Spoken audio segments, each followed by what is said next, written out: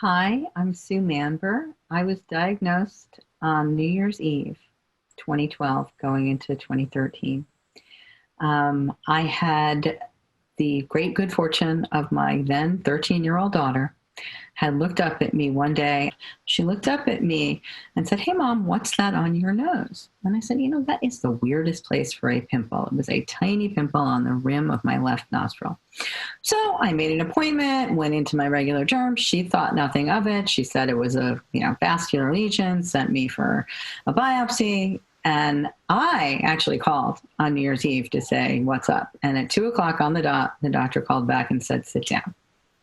You have Merkel cell carcinoma. It's an extremely rare, very aggressive, and at the time, deadly cancer." He said I was going to need significant treatment, and gave me some recommendations.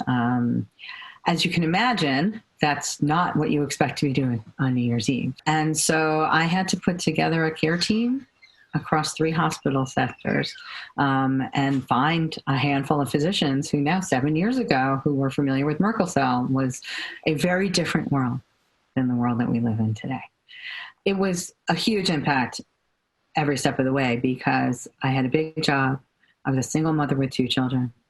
They said, "You can't go home." I'm like, "What do you mean I can't go home?" They're like, "Well, you're going to be in, serious treatment." And they ended up, I stayed at Hope Lodge during my treatment, and I was able to come home on the weekends. So the decision was taken that first I would have a wide area excision of my nostril, and that they were going to take a pedicle flap from my forehead. They took the cartilage from my ear, and they basically built me a new nose. I also, because I was already stage 3B and I had microscopic lymph node involvement, I had a complete lymphodectomy. And then at the time, it's amazing how much the technology for radiation has escalated. At the time, I did 6 weeks, 45 minutes every day. For radiation on the key sites. And then I did concurrent chemotherapy, etoposide and carboplatin. And then I ended up, all told, having 7 surgeries because I had the initial reconstruction. And then unfortunately, that radiation, which is good to fight the cancer, not so good for the beautiful handiwork of the plastic surgery. And so between my medical oncologist, the radiation oncologist, and then the surgeons, and the plastic surgeons all had to coordinate a lot of the care. And then, I can't say enough good things about the, nurses in the infusion centers. At Hope Lodge, I was able to take advantage of a lot of alternative care. I did jujitsu. I did qigong. I learned how to do tapping. They had a knitting program. If there was anything that I could do to take my mind off the side effects of treatment. And then, of course, there were the other patients who I, was able to both, I think giving and getting is what I hear from so many of the patients that now, as a patient advocate, I counsel, which is I wanted to learn from anyone who was a little ahead of me and then give back to anybody who was behind me. Every time a new patient joins one of our communities, or I counsel someone new, there's a handful of things that I think are really important. Most importantly, find physicians who are knowledgeable about Merkel cell. It's growing. There's now 20 centers across the country with expertise. Make sure to get a multidisciplinary care team because you are a holistic person and what everyone needs is going to be different. So learning how to, as I said, say what's on your mind, ask all your questions. There's going to be stops along the way. You're going to have days where it's 2 steps forward and 1 step back. But the truth is everybody's a survivor from the day you're diagnosed. We're all survivors now. There's a whole different world of cancer care out there. And no matter what you find, some things work better for some people than others. We don't know all the answers, but if you just keep asking the right questions and never, never be afraid to speak up. All too often, the people who don't get the care that they need just didn't say enough and didn't want to be afraid to complain and didn't want to be a burden. And I know what that's like. And the vulnerability is so hard when you don't ever have all the answers. And so I've learned along the way to never stay silent, to advocate for myself, to really share with those around me, what you can learn, because we all come from different places and different perspectives. Certainly, the Google group over the years has been a resource as the data unfolds. And now today, as we have all of the new treatment options and immunotherapies in place, why do some people respond so beautifully and some people don't? So I think those are the obstacles now that together the physicians and the clinicians and the researchers, and every time I have the great good fortune to attend an event and to learn about the science, and just always remember to bring the humanity to it, that all too often, it's a room full of amazing physicians and researchers from the NIH, the FDA, the CDC. So if you're ever wondering why be part of the science, I think that's something that I never realized until relatively recently, that we MCC patients can be part of history in, learning more every day about how do we use now this new immunotherapy platform for healing and care, but to push the scientific community forward. I think that we have an incredibly, meaningful opportunity to learn and grow for the next generation. So I think that is probably the last positive thing that we can leave is, as tough as it is to have a rare cancer, in some ways, we are, the vanguard of advancing the science because of who we are and how we got here.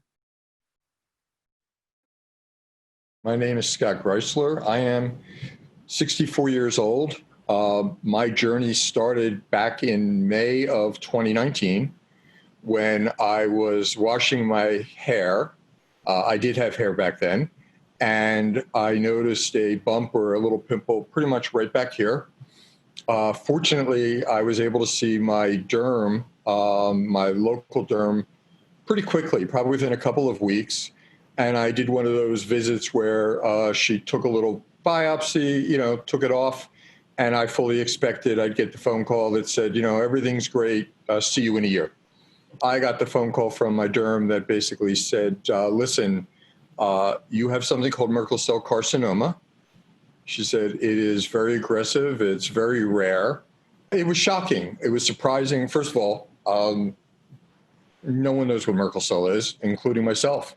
So, she's telling me this name. I had her actually spell it for me.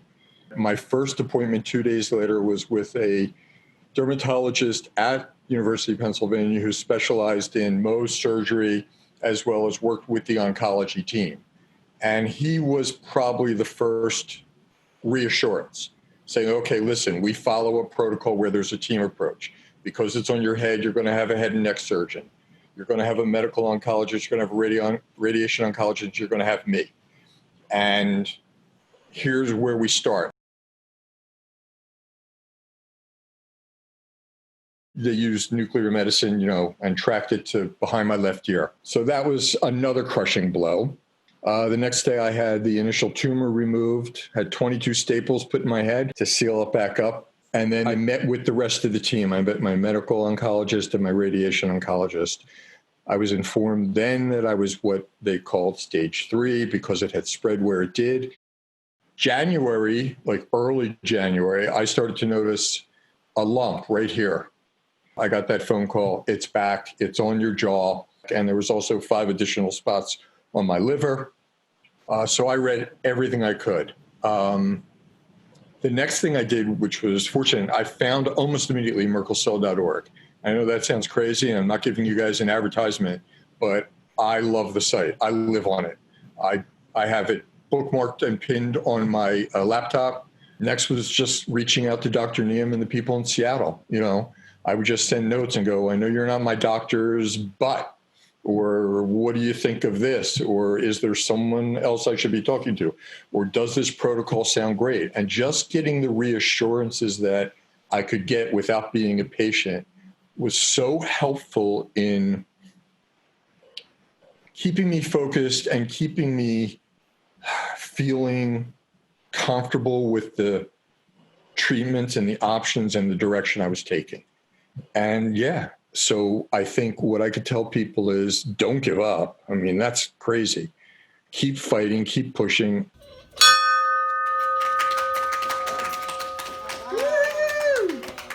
It can be managed. Cancer is not something where they have a cure. We know that. But you can manage it. People live a long time with it. So that's my mindset. So my family's been great. My wife, I have 2 adult kids, both of whom live in Manhattan. And I have to tell you, they've been amazing. And I will also admit right now that I truly believe it's harder on them than it is on me.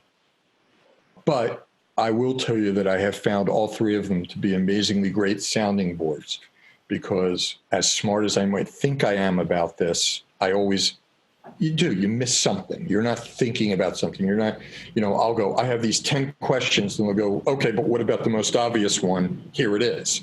And I'm like, oh, right, duh. You have good days and you have bad days. And it just seems to be never ending. I will tell you, though, I don't find it to be all consuming. I have a life. I work. I enjoy taking walks in the city. I see friends, even if it's virtually, all the time. I spend time cooking with my family. I will not let it ruin how I feel about life or what I do or the things that I enjoy. Thank you. Seriously, I think what you guys in Seattle have done, what Dr. Neum has done, I mean, I have zero doubt that I am alive today because of the work you're doing. That's unquestionable.